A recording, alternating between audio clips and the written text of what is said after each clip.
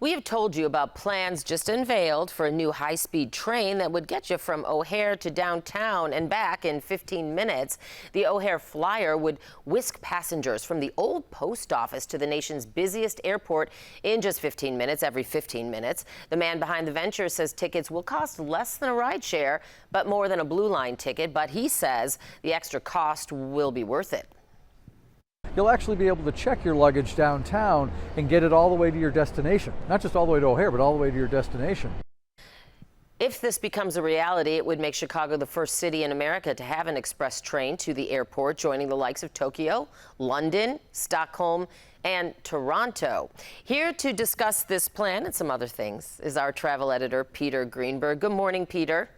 And good morning, Dana. I like the idea, by the way. Yeah, well, I mean, I'm sure a lot of people agree with you, but I don't know if you're familiar, but there have been talks of something similar to this in the past. It never really got off the ground, so this may never happen because, I mean, there's a long approval process. Railroads would have to share their tracks, but dozens of other cities have dedicated rail lines like this. Is it making... Well, you know, it's not more than just dedicated rail lines. In Framingham, Massachusetts, there's a remote check-in now for people going out of Boston Logan, where you go to that area, you park your car for a whole lot less money, and they take you by bus to your gate, and your bags are checked to your destination. They're doing the same thing, as you know, at Rockford for O'Hare. So for the train, I go back to the days, and many people watching me now probably go back to the days, where the train service in Chicago only got about 3 miles from the airport and stopped. And of course, the rumor was that the mayor back then was in cahoots with the guy who ran the bus service to the airport, didn't want to impinge on that. Luckily, now you do have train service all the way to the airport, but I love the idea of the express train if they can get the proper right of way from the other train lines. Right, and you know, of course, actually get the funding too, assuming that that still has to be secured all the way around. We'll revisit that in the future, I'm sure. But today, we also have to ask you about your meeting with Dolly Parton, the legend, for a show called Take Me Home. I know you spent a lot of time with Dolly for that show. I've seen some of the video. Tell us about that. And was she as warm and wonderful as she always seemed? You know, you're always told you never want to meet your heroes because you're always going to be disappointed. Right. Dolly was not my hero when I met her. She became my hero. She's the most genuine, authentic person of her stature I've ever met. Her genuineness was not contrived. It was sincere. And guess what? What you saw was what you got. She never forgot where she came from. And remember, the name of our series was Take Me Home, and that's exactly what she did. She took me back to East Tennessee, where she was born, in sheer poverty, and what she learned and what she did.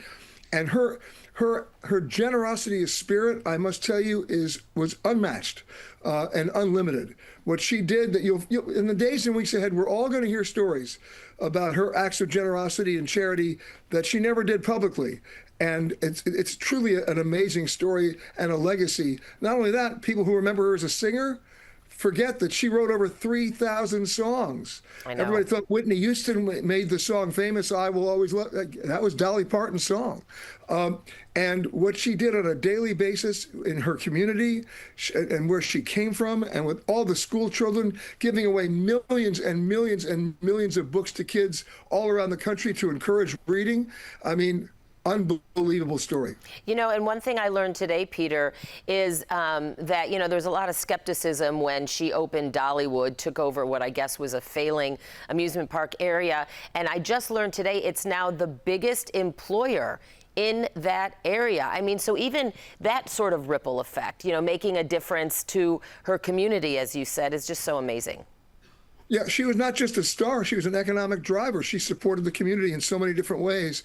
One of my most memorable experiences with her when we did that special was she and I went to the Country Music Hall of Fame. Of course, we always went to the Ryman Auditorium and the Grand Ole Opry. We shot there as well. But when we went to the Country Music Hall of Fame, she insisted that she and I sing a duet. The Circle, Will the Circle Be Unbroken? And when I finished singing it, she looked at me, giggled, and said, "You sure ain't no singer." Are ya? I saw the clip. And you know, actually, Peter, though, I have to say, you were trying to harmonize, it seemed, and I thought you did okay for a few seconds there, or at least a few bars. But, yeah, for a few seconds.